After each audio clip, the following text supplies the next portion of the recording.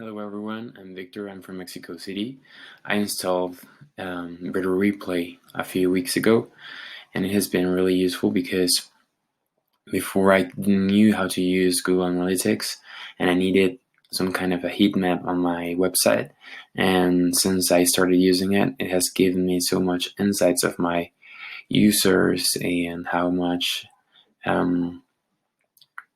what kind of things they have on the web page that makes them keep on buying or leave the Shopify store, my Shopify store. So I would highly recommend anyone to use this because it's first of all free, and second of all, it has a really good data show on the panel you have. So anyone who wants to have more insights about their customers and why do they stay or leave their web page, and well, mainly their store, this is an excellent tool. Thank you.